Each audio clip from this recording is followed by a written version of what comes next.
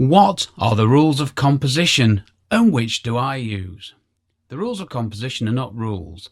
The rules of composition are guidelines, ideas, things that we can use to help us. But you need to know what the rules of composition are, so you need to know which rules you're going to use, if any. Now, you don't have to use all the rules of composition, and you'll never use all of them, and certainly not in one photo, which I will explain. But you probably find that when you're taking photos, you're already following some of these anyway, because they cover pretty much everything. So find the ones that work for you, and they can help you get better compositions. These are tried and tested over time, and they work. It's just knowing which ones work for you is the hard bit. And if we get better compositions, what does that give us, dear listener? It gives us better photos. What is not to love? Yes, in this episode, I'll tell you more about the rules of composition, list all the ones I can find, and then I'm going to tell you which ones I use and why. How utterly splendid. Hi, and a very warm welcome to episode 202 of the Photography Explained podcast. I'm your host Rick, and in each episode I will try to explain one photographic thing to you in plain English in less than 27 minutes-ish without the irrelevant details. Yes, really. I'm a professionally qualified photographer based in England with a lifetime of photographic experience which I share with you, dear listener, in my splendid podcast. Okay, I want to start off with a quick recap. What is composition? Simple. Composition is what you include in a photo and what you do not include in a photo. The subject matter, the other things in the composition, and how they relate to each other. And of course, what the light is doing. And from the last episode, what are the fundamentals of composition, in my opinion? The fundamentals for me are subject matter, the other elements, and light. And that's it. That is a composition to me. Let's keep it simple where we can. Right, let's look at these rules. So, first things first, are these rules of composition actual rules? No, they're not. These are not rules to be followed. These are ideas, thoughts, guidelines, principles. Call them what you want, but they're not rules. You don't have to follow them. See, I hate the term rules, and I'm the kind of person who, if I'm told there are rules, will start from the viewpoint, you're not telling me what to do. I'll do my own thing, thank you very much. So don't see them as rules. Don't see them as things that you have to do, things you're being told to do.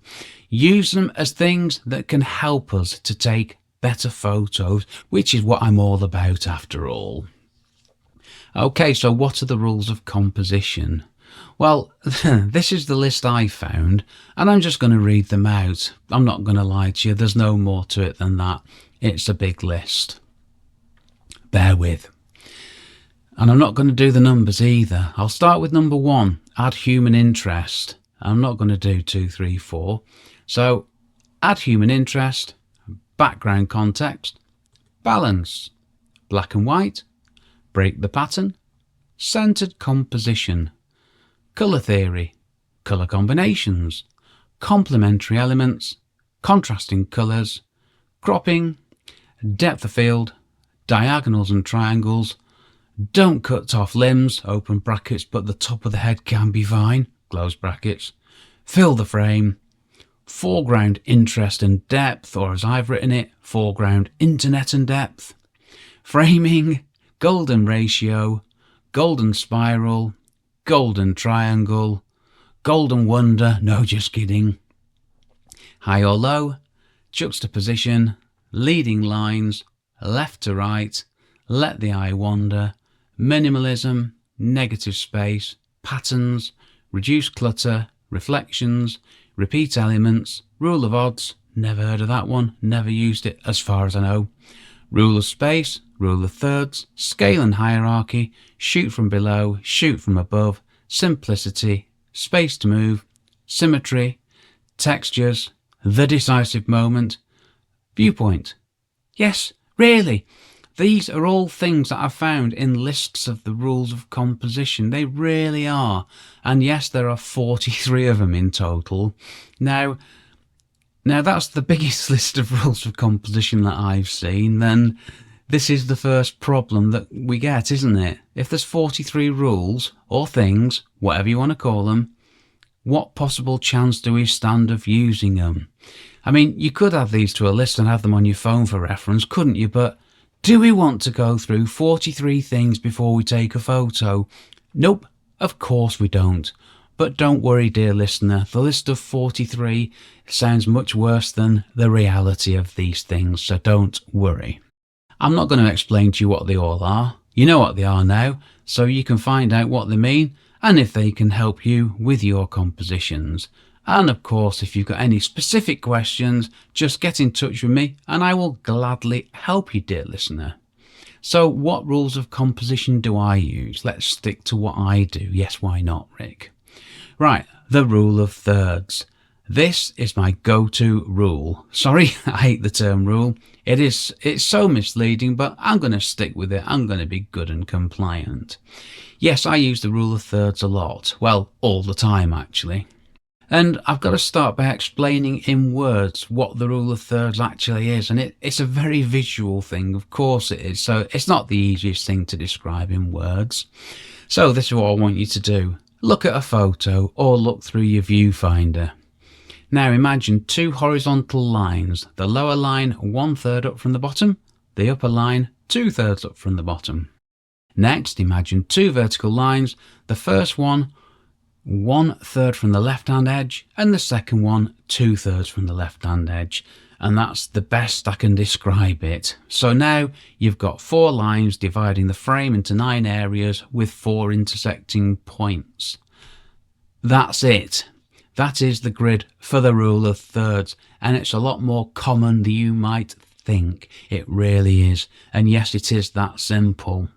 Now, if you're not clear what I'm talking about, check out the episode page on the Photography Explained podcast website. Quick plug there, photographyexplainedpodcast.com, and you'll find a photo that I've marked up to show what I'm talking about.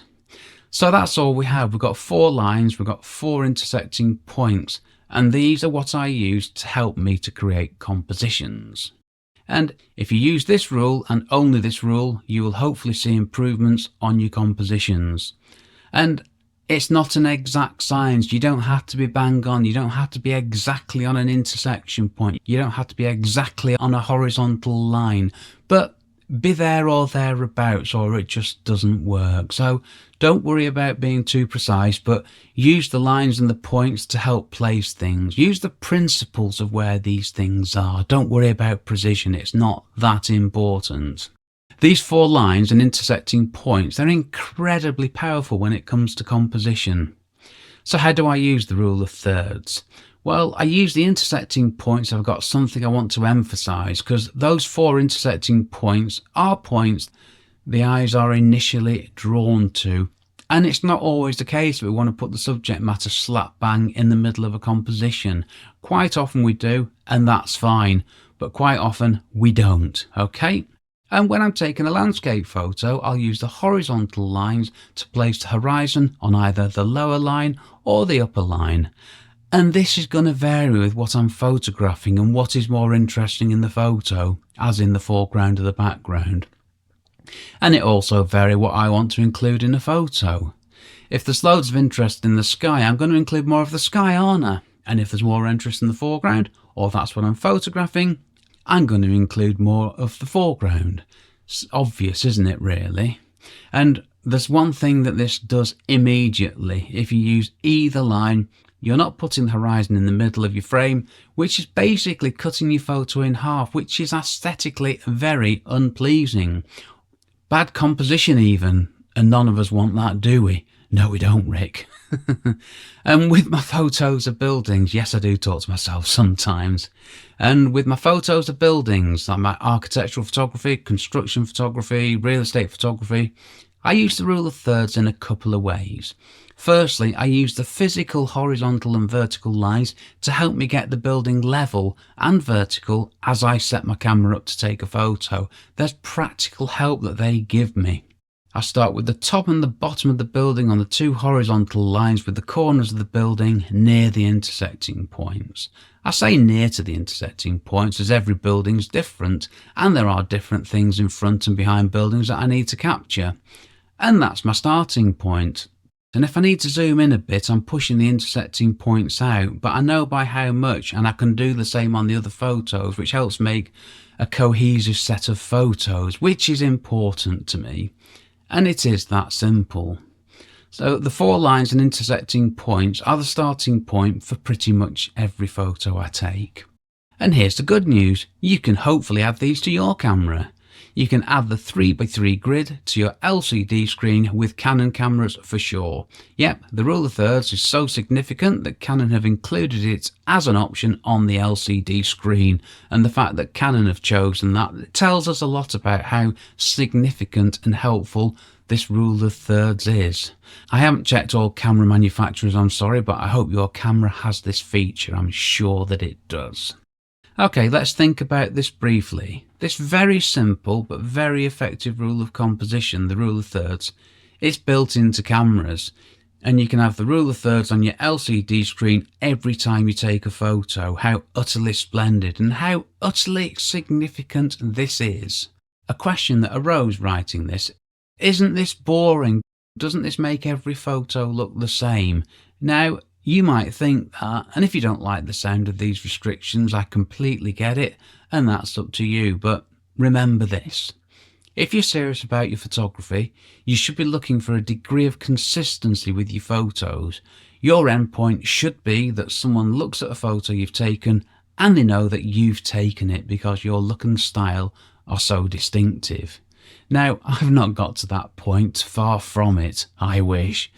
But my photos, they do have a look and a feel of their own. Just check out my website, rickmcavoyphotography.com, plug number 2, and you'll see what I'm talking about.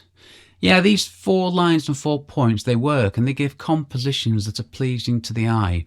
The intersecting points give natural, visually pleasing locations for points of interest in a photo. And they help me to get compositions technically correct in camera.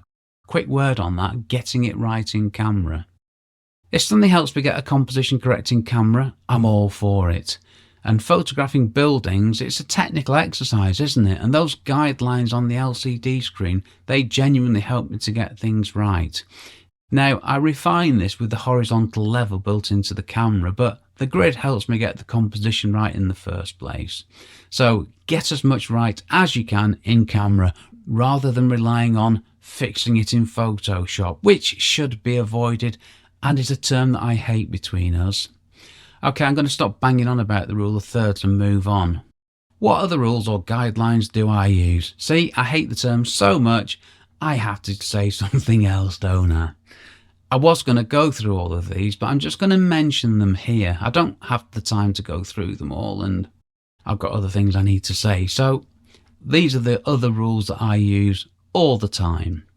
Depth of field, diagonals and triangles, foreground interest and depth, high or low, different viewpoints, leading lines, reducing clutter, scale and hierarchy, simplicity and minimalism, and let's not forget, of course, my one photo rule, my splendid one photo rule. And if you want to know more about that, get in touch or check out the previous episodes of my splendid podcast. Yes, dear listener, try to get the best one photo that you can. And my one photo rule can help you with that, and the rule of thirds can help you with this as well. Right then, we're at that point. Here are some things that you can do. I introduced this last episode and I absolutely love it. This is what I want you to do. I want you to check out the rule of thirds, and I want you to see if you can add a 3x3 grid to your camera screen. And even better, if you can add it to your electronic viewfinder, even better. I don't have one on my Canon 6D, so I know I can't do that. And try to use the 4 lines and the 4 intersecting points, and let me know how you get on. I'd love to hear from you and see if it's helping you take better photos. Right, moving on. What if I use a phone to take photos? Well, guess what? I've got an iPhone, and the rule of thirds grid, it's right there in the default camera app. So not only Canon, but Apple agree that this is incredibly useful, this rule of thirds, and that they have added it to their default camera app. It's there all the time. So if you didn't know what those lines were, now you do, and you can use them. How splendid. Right, what do? I use the rule of thirds as a starting point for pretty much every photo I take. I use the principle of the rule of thirds to help me to get the best compositions that I can. Sure, I might vary slightly from the preciseness of the 4 lines and points, but these will be the starting point for every photo. I use these lines and points to place a building in a composition, and for my landscape photos, I use these lines and points to place the horizon and points of interest in a photo. And I also use the rule of thirds for thumbnails for videos on my YouTube channel. Yes, this rule of thirds, it's everywhere. It's in a lot more places than I have actually thought about, and I completely love it. And it works, and it's dead helpful, and of course, it's free. So that's what I do. Right, some thoughts from the last episode. I know I'm repeating myself here, but composition is the most important thing in photography. End of. And your composition is all someone else sees and indeed cares about when they're looking at your photo. If your composition's rubbish, everything else is rubbish. That's the end of it. And this is the thought from the last episode, which I absolutely love, so I'm going to repeat this one as well. Bear with, please. At the moment you're taking a photo, no one else is taking the same photo in the same way with the same settings as you. The photo you're taking is unique. Love that. Next episode, how focal length affects composition. Nice and simple and specific. I like that. Right, a quick plug for me and what I do. Well, why not? If I can't plug myself on my podcast, or where can I? You've found my podcast, of course you have, because you're listening to this, so why not check out the podcast website, photographyexplainedpodcast.com. And I mentioned it earlier, check out my other photography website, McEvoyphotography.com, where I write blog posts about my photos of buildings and other good stuff. And on my courses page, you will find my course, How to Become a Real Estate Photographer. And you can also find me on YouTube talking about my podcast and my blog. Just type my name in and you will very quickly find me. Okay, get an email from me. If you want a weekly email from me, and why wouldn't you? Fill in the box on any of my websites, and every Friday you will read what I'm thinking about, photography related of course. And that's enough of the self-promotion. Thank you for that. Right, ask me a question. If you got a question you'd like me to answer, or you just want to say hi, which would be lovely, email me, sales@rickmcavoyphotography.co.uk. Shorter email address on the way. Perhaps somebody could tell me how I get a shorter email address, because I'm struggling with that one. Or visit the podcast website, and you can even text from the podcast feed.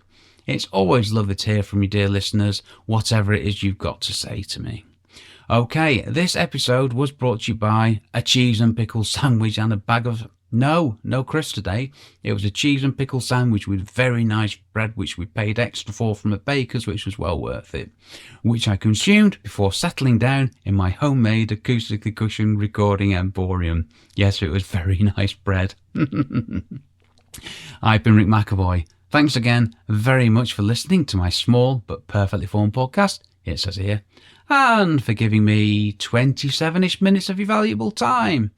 Now, I reckon this episode will be about 20 minutes long after I've edited out the mistakes and other bad stuff. Okay, I am done. Thanks for listening. Take care. Stay safe. Cheers from me, Rick.